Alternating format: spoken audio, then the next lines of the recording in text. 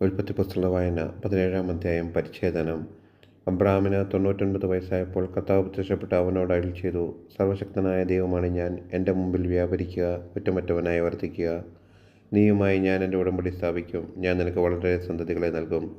അപ്പോൾ അബ്രാം സാഷ്ടാംഗം പ്രണമിച്ചു. ദൈവം അവനോട് അരുളി ചെയ്തു, ഇതാ നീയുമായുള്ള എൻ്റെ ഉടമ്പടി. നീ അനവധി ജനതകൾക്ക് പിതാവായിരിക്കും. ഇനിമേൽ നീ അബ്രാം എന്ന് വിളിക്കപ്പെടുകയില്ല, നിന്റെ പേര് അബ്രഹാം എന്നായിരിക്കും. ഞാൻ നിന്നെ അനവധി ജനതകളുടെ പിതാവാക്കിയിരിക്കുന്നു. നീ സന്താനപുഷ്ടിയുള്ളവനാകും. നിന്നിൽ നിന്ന് ജനതകൾ പുറപ്പെടും, രാജാക്കന്മാരിൽ നിന്ന് ഉദ്ഭവിക്കും. ഞാനും നീയും നിനക്ക് ശേഷം നിന്റെ സന്തതികളും തമ്മിൽ തലമുറയായി എന്നേക്കും ഞാൻ എൻ്റെ ഉടമ്പടി സ്ഥാപിക്കും. ഞാൻ എന്നേക്കും നിനക്കും നിന്റെ സന്തതികൾക്കും ദൈവമായിരിക്കും. നീ പരദേശിയായി പാർക്കുന്ന ഈ കാനാൻ ദേശം മുഴുവൻ നിനക്കും നിനക്ക് ശേഷം നിന്റെ സന്തതികൾക്കുമായി ഞാൻ തരും. എന്നേക്കും അത് അവരുടേതായിരിക്കും. ഞാൻ അവർക്ക് ദൈവമായിരിക്കുകയും ചെയ്യും. ദൈവം അബ്രാഹത്തോട് കൽപ്പിച്ചു, നീയും നിന്റെ സന്താനങ്ങളും തലമുറ തോറും എൻ്റെ ഉടമ്പടി പാലിക്കണം. നിങ്ങൾ പാലിക്കേണ്ട ഉടമ്പടി ഇതാണ്. നിങ്ങളിൽ പുരുഷന്മാരെല്ലാം പരിച്ഛേദനം ചെയ്യണം. നിങ്ങൾ അഗ്രകർമ്മം ഛേദിക്കണം. ഞാനും നിങ്ങളുമായുള്ള ഉടമ്പടിയുടെ അടയാളമായിരിക്കുമത്. നിങ്ങളിൽ 8 ദിവസം പ്രായമായ ആൺകുട്ടിക്ക് പരിച്ഛേദനം ചെയ്യണം. നിന്റെ വീട്ടിൽ പിറന്നവനോ നിന്റെ സന്താനങ്ങളിൽ പെടാത്ത വിലയ്ക്ക് വാങ്ങിയ പരദേശിയോ ആകട്ടെ, തലമുറ തോറും എല്ലാ പുരുഷന്മാരും പരിച്ഛേദനം ചെയ്യണം. നിന്റെ വീട്ടിൽ പിറന്നവനും നീ വിലയ്ക്ക് വാങ്ങിയവനും പരിച്ഛേദനം ചെയ്യപ്പെടണം. അങ്ങനെ എൻ്റെ ഉടമ്പടി നിന്റെ മാംസത്തിൽ ശാശ്വതമായ ഒരു ഉടമ്പടിയായി നിലനിൽക്കും. പരിച്ഛേദനം ചെയ്യപ്പെടാത്ത പുരുഷനെ സമൂഹത്തിൽ നിന്ന് പുറന്തള്ളണം. അവൻ എൻ്റെ ഉടമ്പടി ലംഘിച്ചിരിക്കുന്നു. ഇസഹാക്ക്.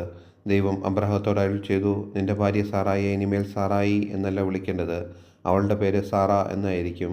ഞാൻ അവളെ അനുഗ്രഹിക്കും. അവളിൽ നിന്ന് ഞാൻ നിനക്ക് ഒരു പുത്രനെ തരും. അവളെ ഞാൻ അനുഗ്രഹിക്കും. അവൾ ജനതകളുടെ മാതാവാകും. അവളിൽ നിന്ന് ജനതകളുടെ രാജാക്കന്മാർ ഉദ്ഭവിക്കും. അപ്പോൾ അബ്രാഹാം കമഴ്ന്നു വീണ് ചിരിച്ചുകൊണ്ട് ആത്മഗതം ചെയ്തു. 100 വയസ്സ് തികഞ്ഞവന് കുഞ്ഞ് ജനിക്കുമോ? 90 എത്തിയ സാറ ഇനി പ്രസവിക്കുമോ? അബ്രാഹാം ദൈവത്തോട് പറഞ്ഞു, ഇസ്മായേൽ അങ്ങയിടത്തിനു മുമ്പിൽ ജീവിച്ചിരുന്നാൽ മതി. ദൈവം അരുളി ചെയ്തു, നിന്റെ ഭാര്യ സാറ തന്നെ നിനക്ക് ഒരു പുത്രനെ പ്രസവിക്കും. നീ അവനെ ഇസഹാക്ക് എന്ന് വിളിക്കണം. അവനുമായും അവൻ്റെ സന്തതികളുമായും ഞാൻ നിത്യമായ ഒരു ഉടമ്പടി സ്ഥാപിക്കും. ഇസ്മായിലിന് വേണ്ടിയുള്ള നിന്റെ പ്രാർത്ഥനയും ഞാൻ ചെവിക്കൊണ്ടിരിക്കുന്നു. ഞാൻ അവനെ അനുഗ്രഹിച്ചിരിക്കുന്നു. ഞാൻ അവനെ സന്താനപുഷ്ടിയുള്ളവനാക്കി അവൻ്റെ സന്തതികളെ വർദ്ധിപ്പിക്കും. അവൻ 12 രാജാക്കന്മാർക്ക് പിതാവായിരിക്കും. അവനിൽ നിന്ന് ഞാൻ ഒരു വലിയ ജനതയെ പുറപ്പെടുവിക്കും. എന്നാൽ സാറായിൽ നിന്ന് അടുത്ത വർഷം ഈ സമയത്ത് നിനക്ക് ജനിക്കാൻ പോകുന്ന ഇസഹാക്കുമായിട്ടാണ് എൻ്റെ ഉടമ്പടി ഞാൻ സ്ഥാപിക്കുക. അബ്രാഹത്തോട് സംസാരിച്ചു കഴിഞ്ഞ് ദൈവം അവനെ വിട്ടുപോയി. ദൈവം കൽപ്പിച്ചതുപോലെ ആ ദിവസം തന്നെ അബ്രാഹാം മകൻ ഇസ്മായിലിനെയും തൻ്റെ വീട്ടിൽ പിറന്നവരും താൻ വില കൊടുത്ത് വാങ്ങിയവരുമായ സകല പുരുഷന്മാരെയും പരിച്ഛേദനം ചെയ്തു.